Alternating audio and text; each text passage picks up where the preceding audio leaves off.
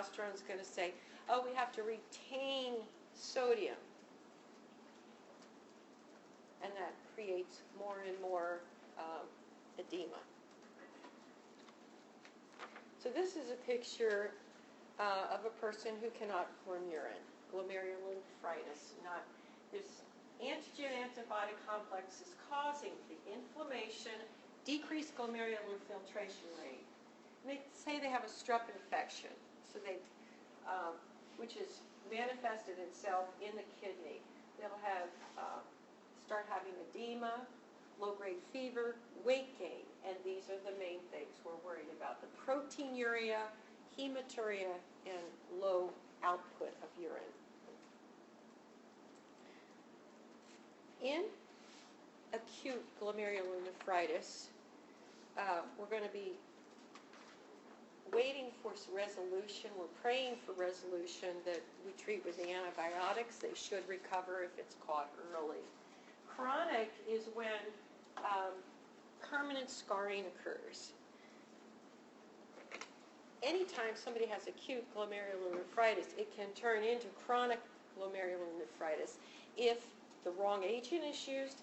They've got a resistant strain of bacteria, or pre-existing factors that they've already got some damage to their glomerulus, such as in a diabetic, for instance, who already has probably some inflammation of the glomerulus and the filtration.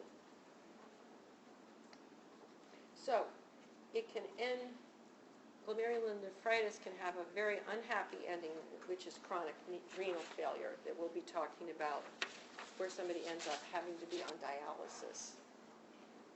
So that speaks to, or should speak to you, that it's important to be picking up on the oliguria, hematuria, and proteinuria very, very early in your patients, so that you can try to minimize the scarring that is going to occur at the glomerulus. The next condition is pyelonephritis, and that is an inflammation of either the kidneys themselves. Now, we're not talking about the glomerulus now. Pyelonephritis is just an infection of the kidneys or the tubules. So this bacteria sets up shop, and the most common culprit in all of this is E. coli. An ascending urinary tract infection, untreated or chronic, can ascend through the ureters and infect the kidney. So that's why we have to be very, very cautious and aggressive with treating urinary tract infections. They're nothing to mess around with, because you don't want the infection to go and spread all the way to the kidney. We're going to see later that part of the, with inflammation of the bladder, for example, you can have reflux. So this urine is supposed to go one way. The kidneys form it, these two little fist-sized bean-shaped organs produce this. It's supposed to go down these tubes, down the tubes one way, down the ureters into this bladder and collect until enough collects and it stretches the bladder enough that you get the signal, hey, I gotta go. And then it goes out through the urethra, right? Well, if you have inflammation of any of the structures along the way, you can have reflux. You can have urine going backwards, collecting, and not enough, and some of the bacteria can then travel.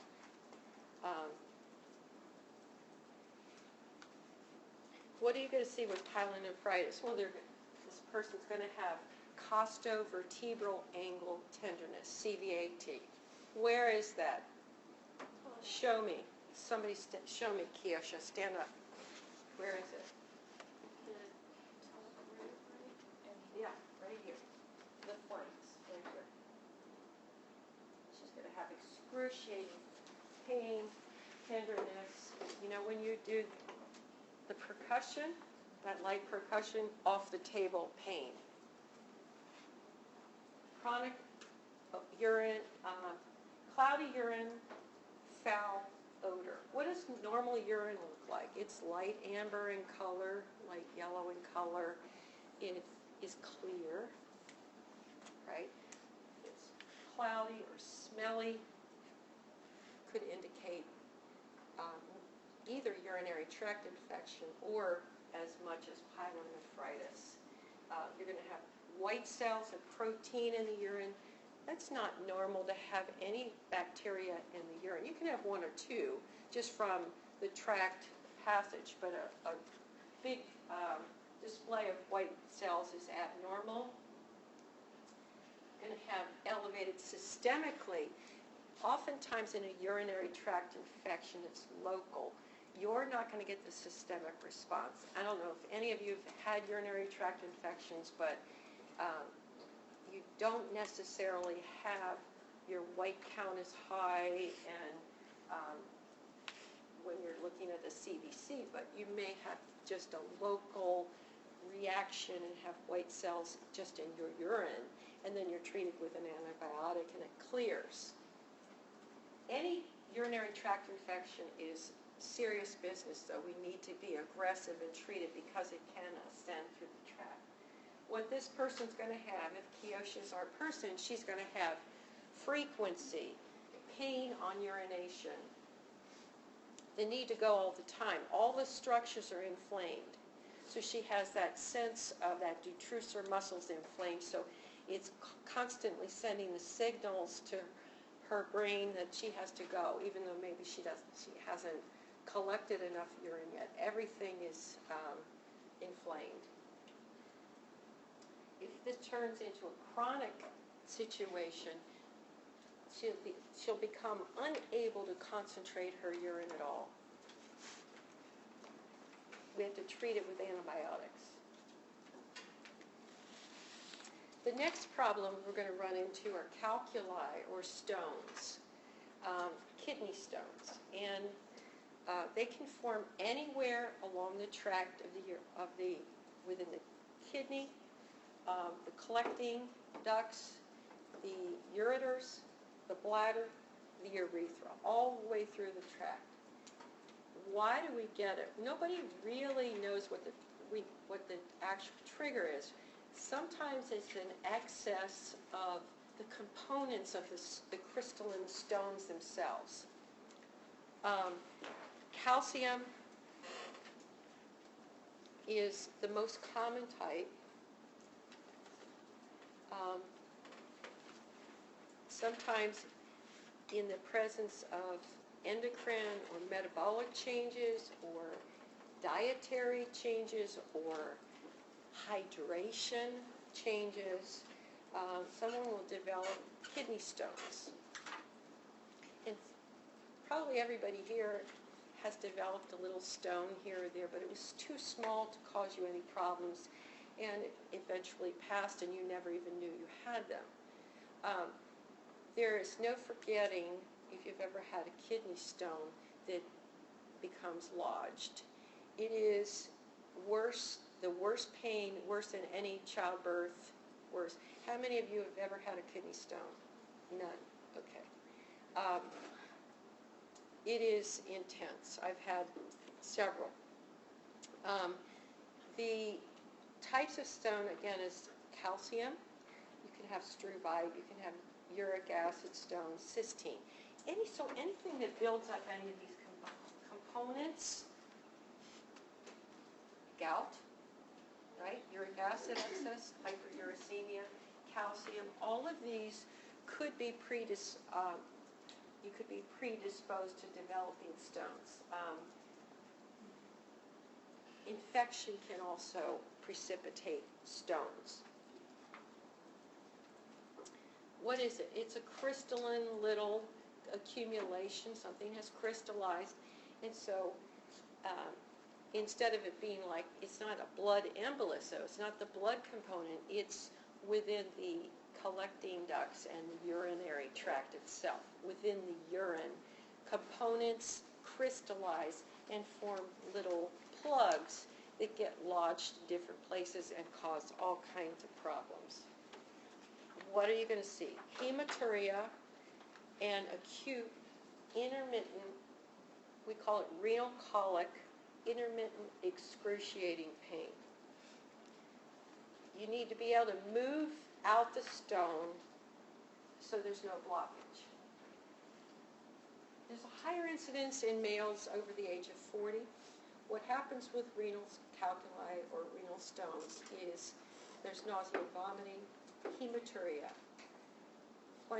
Pain radiates to the flank area, the costovertebral area. It's sharp, sudden.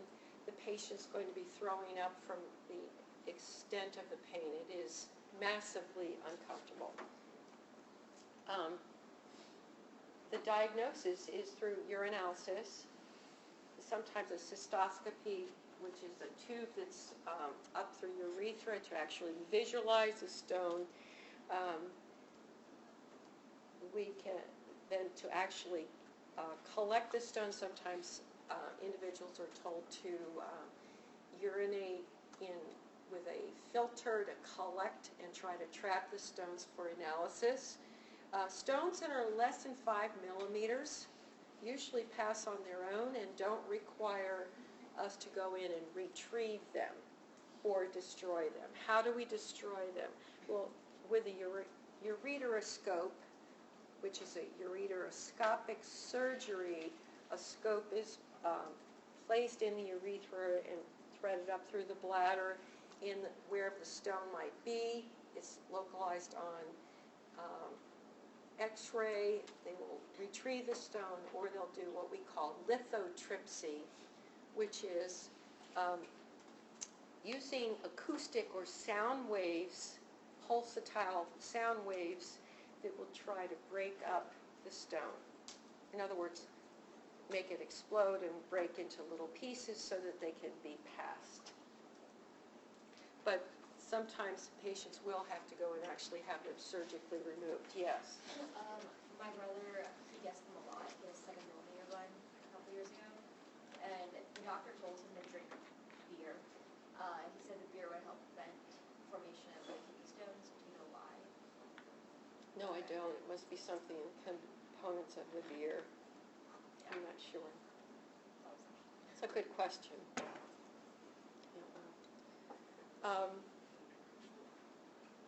Don't know what the chemistry was. It depends on what kind of stones he had.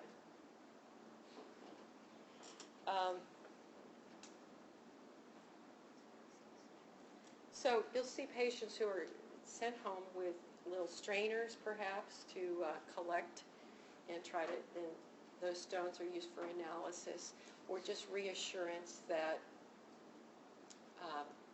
the stone has passed. Usually people who have stones once they usually have more than one stone.